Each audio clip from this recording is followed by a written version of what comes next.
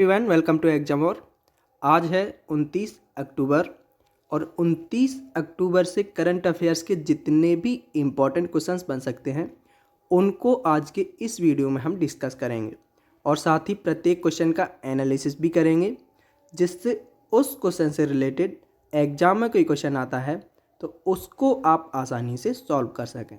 तो वीडियो को ध्यान से देखना है और चैनल को सब्सक्राइब करके बेल आइकन पर क्लिक कर लेना है ताकि वीडियोस के सारे नोटिफिकेशन आपको प्राप्त हो सकें। चलिए शुरू करते हैं। पहला क्वेश्चन है, हाल ही में सबसे सतत परिवहन प्रणाली वाले शहर का पुरस्कार किसने जीता है? तो हाल ही में केरल ने यह पुरस्कार जीता है। तो ऑप्शन ए सही आंसर हो जाएगा। केरल ने सबसे सतत परिवहन प्रणाली वाले शहर का पुरस्कार जीता है। तो केरल को सस्टेनेबल प्रणाली के लिए यह पुरस्कार दिया गया है। यहाँ का जो ट्रांसपोर्ट सिस्टम है वो इस प्रकार का है कि प्रकृति को इससे मिनिमम नुकसान पहुँचता है। तो इसका अवार्ड केरला को मिला है और यह अवार्ड जो है यानी कि सबसे सतत परिवहन प्रणाली वाले शहर अवार्ड जो है यह आवास और शहरी मामलों के मंत्रालय के द्वारा दिया जाता है। अगला क्वेश्चन है, राष्ट्रीय जनजातीय नृत्य महोत्सव 28 अक्टूबर से 30 अक्टूबर तक कहाँ आयोजित होगा? तो ये रायपुर के अंदर, ऑप्शन बी सही आंसर हो जाएगा। रायपुर के अंदर 28 अक्टूबर से 30 अक्टूबर के बीच में नेशनल ट्राइबल डांस फेस्टिवल आयोजित किया जा रहा है। तो छत्तीसगढ़ गवर्नमेंट के द्वारा रायपुर में हो रहा है यह, और ये 3 डे नेशनल डांस फेस्टिवल है जिसको आयोजित किया जा रहा है रायपुर के अंदर। नेक्स्ट क्वेश्चन है, 26 अक्टूबर 2021 को शिलांग डिब्रूगढ़ सेक्टर पर पहली सीधी उड़ान का उद्घाटन किसने किया है? तो इसका सही आंसर होगा ऑप्शन सी, ज्योतिरादित्य सिंधिया। ज्योतिरादित्य सिंधिया के द्वारा पहली डायरेक्ट फ्लाइट जो है वो शिलांग को डिब्रूगढ़ से जोड़ने के लिए इनॉग्रेट की गई है और यह कब किया गया? 26 अक्टूबर को इनॉग्रेशन हुआ है इसका। अगला क्वेश्चन है, निम्नलिखित में से किसने महात्मा गांधी राष्ट्रीय फेलोशिप के दूसरे चरण का उद्घाटन किया है? तो इसका सही आंसर होगा ऑप्शन ए, केंद्रीय शिक्षा और कौशल विकास मंत्री के द्वारा महात्मा गांधी राष्ट्रीय फेलोशिप के दूसरे चरण का उद्घाटन किया है। ऑप्शन ए सही आंसर हो जाएगा। तो union education minister inaugurates phase 2 of Mahatma Gandhi national fellowship, यानी कि जो केंद्रीय शिक्षा और कौशल विकास मंत्री हैं इनके द्वारा महात्मा गांधी नेशनल फेलोशिप के दूसरे चरण का जो उद्घाटन है वो किया गया है। और इसमें जो है वो 2 वर्षीय कार्यक्रम का वित्तीय अनुदान के माध्यम से दिया जाएगा। इसमें पहले चरण में ये आप यहाँ पर देख सकते हैं, पहले चरण में 50,000 रुपये की छात्रवृत्ति और दूसरे चरण में 60,000 रुपये की वो छात्रवृत्ति दी जाएगी।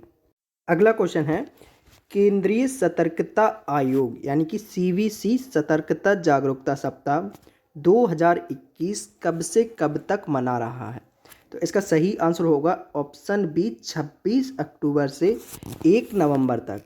26 अक्टूबर से 1 नवंबर के बीच विजिलेंस अवेयरनेस के रूप में मनाया जा रहा है और भारतीय स्वतंत्रता के 75 वर्ष होने के उपलक्ष्य में रिलायंस एंड इंटीग्रिटी के साथ में इसे मनाया जा रहा है।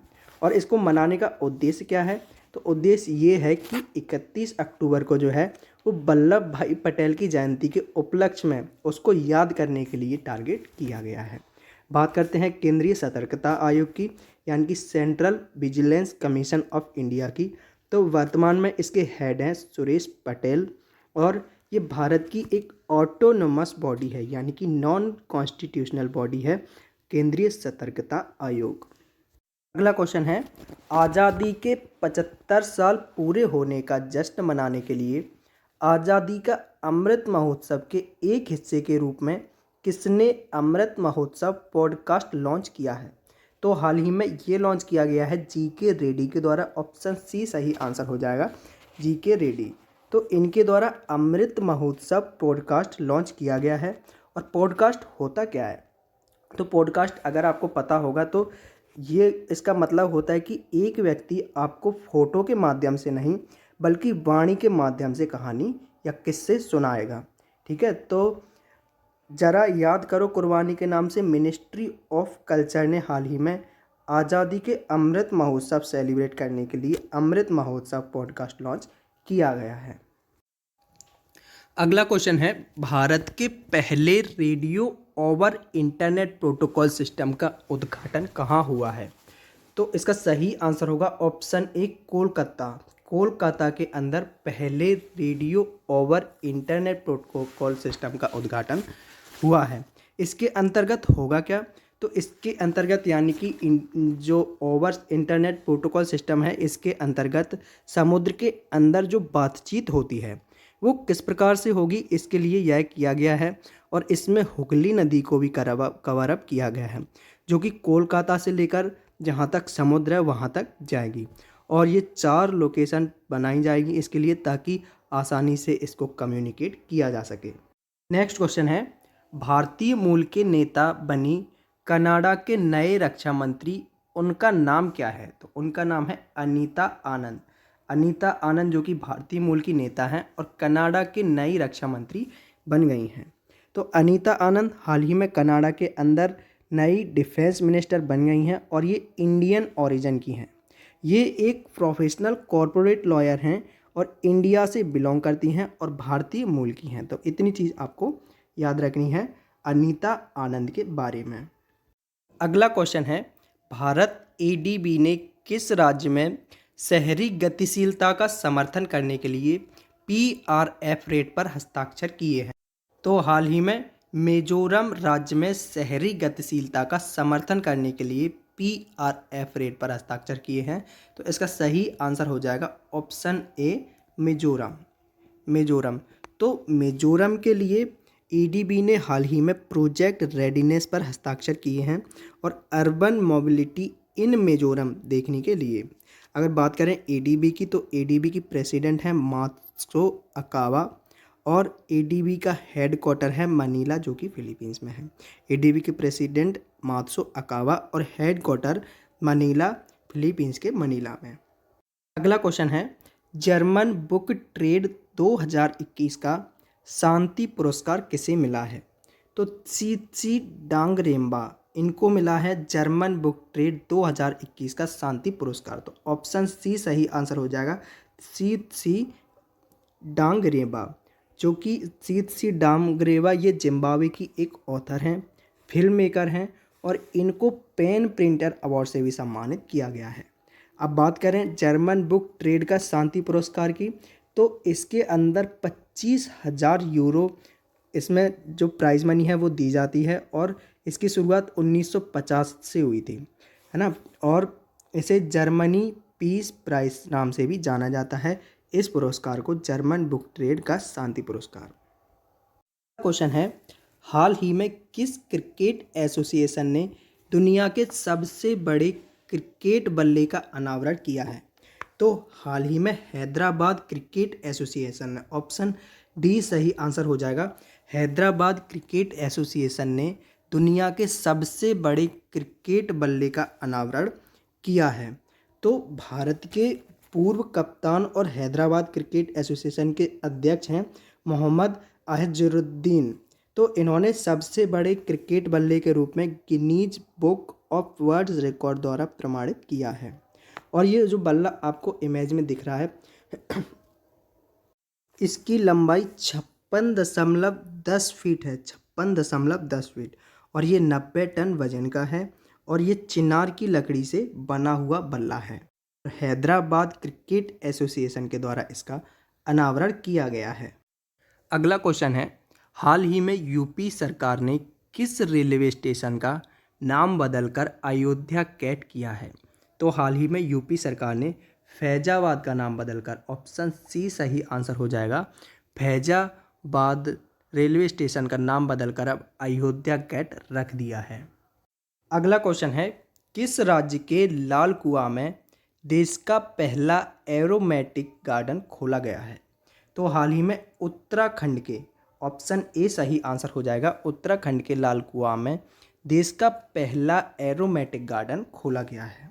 तो उत्तराखंड में सुरभि वाटिका है। तो सुरभि वाटिका वन विभाग के अनुसंधान विंग द्वारा विकसित एक सुगंधित पौधे उद्यान का नैनीताल जिले के लालकुआ क्षेत्र में उद्घाटन किया गया है।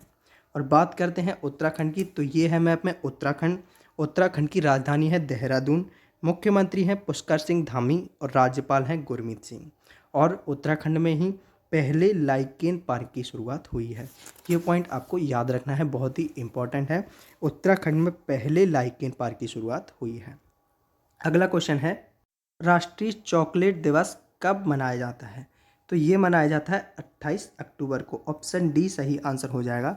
28 अक्टूबर को चॉकलेट दिवस दुनिया के पसंदीदा स्वादों में से एक को मान्यता देता है। तो 28 अक्टूबर को राष्ट्रीय चॉकलेट दिवस मनाया जाता है। अगला क्वेश्चन है, हाल ही में प्रत्येक घर के लिए ODF और बिजली हासिल करने वाला पहला राज्य बन गया है। तो ये बन गया है गोवा। ऑप्शन ए सही आंसर होगा, गोवा। गोवा हाल ही में प्रत्येक घर के लिए ODF और बिजली हासिल करने वाला पहला राज्य बन गया है।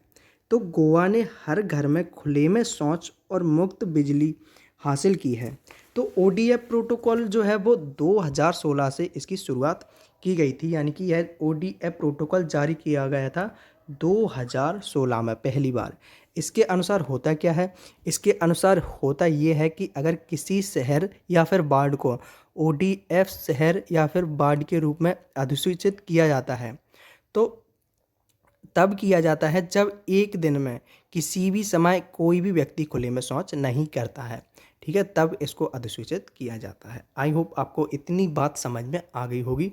देखते हैं और बात करते हैं गोवा की। तो गोवा की राजधानी है पणजी और गोवा के मुख्यमंत्री हैं प्रमोद सावंत और गोवा के राज्यपाल हैं PS श्रीधरन पिल्लई। PS श्रीधरन पिल्लई यहाँ के राज्यपाल हैं। ये थे आज के कुछ इंपॉर्टेंट क्वेश्चंस। इन क्वेश्चंस की PDF डाउनलोड करने के लिए टेलीग्राम की एक लिंक दी हुई है डिस्क्रिप्शन बॉक्स में। तो इस लिंक पर क्लिक करके आप हमारे टेलीग्राम चैनल पर जुड़ सकते हैं। वहाँ पर आपको सारे क्वेश्चंस की PDF मिल जाएगी। अगर वीडियो अच्छा लगा है तो वीडियो को लाइक कीजिए और अभी तक चैनल को सब्सक्राइब नहीं किया है तो चैनल को सब्सक्राइब कर लीजिए। बेल आइकन पर क्लिक कर लीजिए ताकि डेली सुबह आपको डेली करंट अफेयर्स का वीडियो का नोटिफिकेशन मिल सके। Exam war always with you. Thank you for watching video.